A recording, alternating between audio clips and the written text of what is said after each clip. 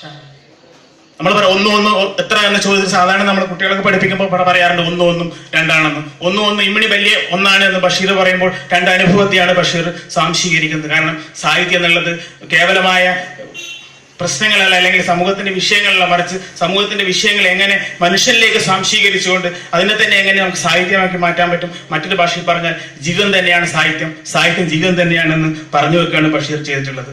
ജീവിതത്തെയാണ് ബഷീർ വായിക്കുന്നു തോന്നും. വിശപ്പിനെ കുറിച്ച് ബഷീർ ഒരുപാട് എഴുതിയിട്ടുണ്ട്. പക്ഷെ ആ കാലഘട്ടത്തിന്റെ പ്രത്യേകത എങ്ങനെയായിരിക്കാം. കാരണം വിശപ്പ് എന്നുള്ളത് ഇന്നത്തെ തലമുറക്ക് അത്ര അന്യമായ ഒരു കാര്യമാണ്. പക്ഷെ ആ ഒരു യുദ്ധാനന്തര കാലഘട്ടത്തിൽ വിശപ്പ് വലിയ സമൂഹത്തിന്റെ അർബുദം പോലെ പടർന്നൊരു കാലത്താണ് ബഷീർ വിശപ്പിനെ കുറിച്ച് എഴുതുന്നത്. ബഷീറിന്റെ ജന്മദിനം എന്നൊരു കഥയുണ്ട്. ബഷീർ രാവിലെ ബഷീറിന്റെ ജന്മദിനാണെന്ന്. ബഷീറിന്റെ കയ്യിൽ പൈസയില്ല, ഒന്നുമില്ല, വാങ്ങിക്കാനൊന്നുമില്ല. ബഷീർ അന്ന് ഒരുപാട് കടകളിൽ അന്വേഷിക്കുകയാണ്, എവിടെ ആരും പൈസ കൊടുക്കാനില്ല, ഭക്ഷണം കൊടുക്കാനില്ല. ബഷീർ അന്ന് വിശപ്പ് സഹിക്കാൻ കഴിയാതെ വിശന്നിരിക്കേണ്ടി വരുന്നത്. അന്ന് ജന്മദിനത്തിന് ഭക്ഷണമില്ലാതെ കഴിഞ്ഞു പോകുന്ന ബഷീറിന്റെ കഥയുണ്ട്. അതിൽ ഒരു പരാമർശപ്പെടുന്ന ഒരു മനുഷ്യൻ എന്ന കഥ വളരെ വളരെ എളുപ്പമായി നമുക്ക് വായിച്ചു പോകാൻ പറ്റുന്നതാണെങ്കിൽ അതൊരു ജീവിതത്തിൽ നമ്മൾ തിരിച്ചറിയും. ഒരു പോക്കറ്റടിക്കാരന്റെ കഥയാണ്. ഒരു ഹോട്ടലിൽ നിന്ന് ഒരാൾ ഭക്ഷണം കഴിക്കുകയാണ്. ഭക്ഷണം കഴിച്ച് പുറത്തിറങ്ങുമ്പോൾ അയാൾക്ക് കൊടുക്കാൻ പൈസയില്ല.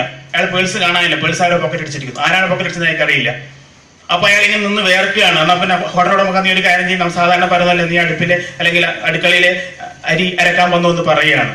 അയാൾ പോകാൻ കാത്തു നിൽക്കുകയാണ്. ആ സമയത്താണ് ഒരാൾ കടന്നു വരികയും നിന്റെ പൈസ എത്രയാണെന്ന് നോക്കി കൊടുക്കും എന്ന് പറഞ്ഞ അയാൾ പൈസ ഇയാൾക്ക് കൊടുക്കുകയാണ്. പക്ഷേ ആ കഥാപാത്ര സ്നേഹത്തോടെ അയാൾ നോക്കണം. ആരാണ് അയാൾ മുമ്പ് കണ്ടിട്ടേ ഇല്ല, ആരാണ് തന്റെ പൈസ കൊടുക്കാൻ നമ്മൾ സ്നേഹമുള്ള ഒരാളെന്ന് ആലോചിക്കുകയാണ്. അയാളപ്പം കുറെ ദൂരം ആ കഥാപാത്രം കടന്നു പോവുകയാണ്. കുറെ അങ്ങോട്ട് ഇപ്പൊ കുറെ പേഴ്സ് അയാൾ കൊടുത്തു. ഇതിൽ ഏതാണ് തന്റെ പേഴ്സ്, എടുത്തോളൂ എന്ന് പറയുകയാണ്.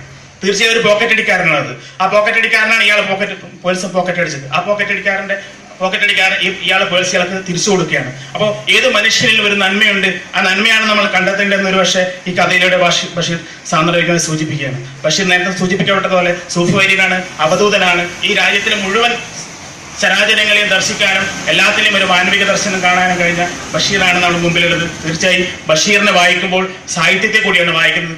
സാഹിത്യം ജീവിതമാണ്, അല്ലെങ്കിൽ ജീവിതമാണ് സാഹിത്യം എന്ന ഒരു വലിയൊരു ആശയത്തെയാണ്, മാനവികമായ വലിയൊരു ആശയത്തെയാണ് ബഷീർ പറഞ്ഞു വെച്ചത് എന്ന് മാത്രം സൂചിപ്പിച്ചുകൊണ്ട് നിർത്തുന്നു. നന്ദി.